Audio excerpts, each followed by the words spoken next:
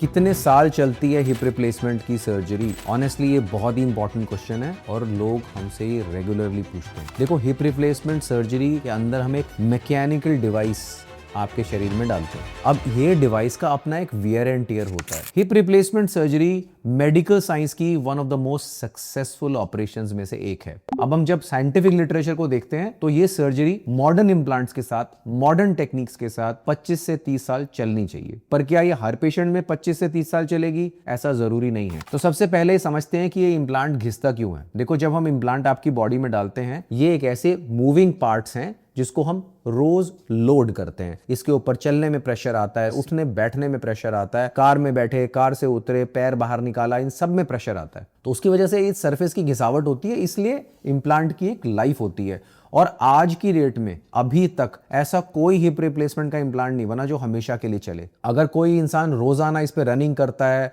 रोजाना इसको लोड करता है, तो घिसावट ज्यादा होती है, नो डाउट अबाउट इट। हाँ, अगर आप बैठते हो, क्रॉस लेग बैठते हो और आपकी बॉडी उसको आराम से अलाउ कर रही है, आप चौकी पे बैठते हो, आपके सर्जन ने आपको रोका नहीं है वो करने के लिए, तो इन मूवमेंट से क्योंकि इंपैक्ट नहीं हो रहा जॉइंट के ऊपर, हमारे इंप्लांट की लॉन्जेविटी पे फर्क नहीं पड़ता। पर जब इंपैक्ट होता है, रोज रोज हम इसको लोड करते हैं रनिंग, जॉगिंग, जंपिंग करके, तो घिसावट जल्दी हो सकती है। ये खास तौर पे उन लोगों के लिए जो मेरे यंगर पेशेंट्स हैं, 20 से 50 साल की रेंज में जो होते हैं। दूसरा कारण होता है घिसने का लूजनिंग ऑफ इम्प्लांट्स। मतलब ये जो इम्प्लांट डाला गया बॉडी के अंदर, अगर ये बोन के साथ ग्रिप ना करे तो इम्प्लांट लूज हो जाता है। क्यों होता है ऐसा? अगर बोन क्वालिटी पुअर हो तो। अगर बोन क्वालिटी पुअर है तो ये इम्प्लांट के ऊपर हड्डी नहीं बनती और हड्डी बनने से पहले ये इम्प्लांट लूज हो जाता है। और ये शॉर्ट टर्म या मिड टर्म में हुए लॉन्ग टर्म रिजल्ट्स, मतलब हम 15 साल या 20 साल के बाद के रिजल्ट्स देखते हैं। तो अगर ये जो इम्प्लांट है ये अच्छी क्वालिटी का नहीं था, समझो मेटल ऑन पॉली हुआ, तो 12-13 साल में, 15 साल में घिसावट हो सकती है। इसलिए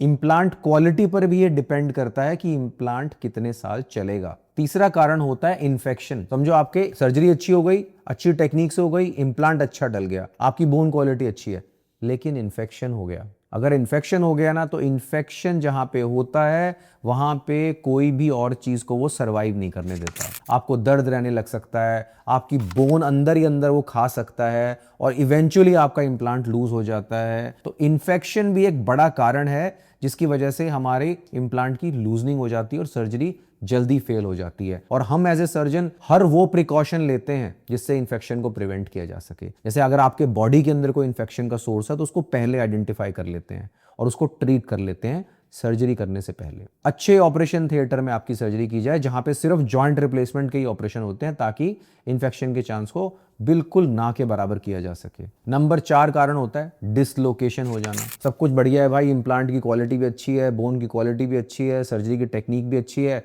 पर हमारा हिप स्टेबल नहीं है और हमारा हिप डिसलोकेट हो रहा है, तो ये भी अर्ली फेलियर है। इसका मतलब ये है कि सर्जरी की लाइफ कम हो गई ना। इससे हम यही तो बात कर रहे हैं कि इम्प्लांट की लाइफ कितनी होती है।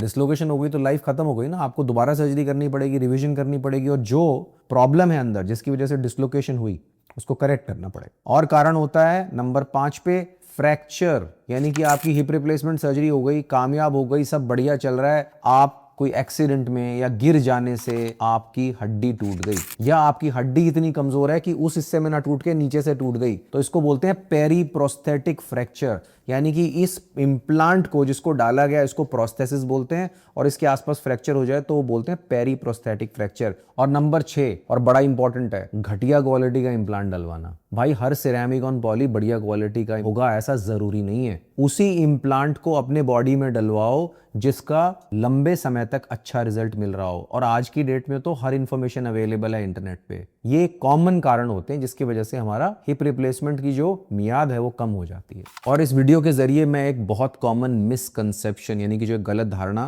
पेशेंट्स के मन में आ सकती है, उसको दूर करना चाहता हूँ। लोग सोचते हैं कि मेरी सर्जरी अगर 10-12 साल में फेल हो गई ना, तो मतलब मेरा ऑपरेशन सही नहीं हुआ था। ये सही नहीं है, क्योंकि इस वीडियो में आपने समझा कि सर्जरी के जल्दी फेल होने के कितने अलग अलग तरह के कारण हो सकते हैं। हमें सोचना ये है, गुड न्यूज़ ये है कि सर्जरी को रिवीजन करके आपको एक बहुत अच्छा रिजल्ट दिया जा सकता है आज भी। तो इस वीडियो के एंड में मैं आपको बताना चाहूंगा कुछ बातें जिससे इम्प्लांट की लाइफ को बढ़ाया जा सकता है। नंबर 1, अपने बॉडी वेट को कंट्रोल में रखना है। नंबर 2, अपना लाइफस्टाइल ऐसा रखना है जिससे आपकी बोन क्वालिटी अच्छी बनी रहे। शराब पीना, सिगरेट पीना ये सही नहीं है। 3, आपको इंश्योर करना है कि आपको एक अच्छी क्वालिटी का इम्प्लांट डाला जाए। हम हर पेशेंट को जिसकी सर्जरी करते हैं उसको एक सर्टिफिकेट इशू करते हैं जिसमें लिखा होता है उनको कौन सा इम्प्लांट डाला गया। एंड नंबर 4 और मोस्ट इंपॉर्टेंट, अपने सर्जन के साथ रेगुलर फॉलोअप पे रहना चाहिए।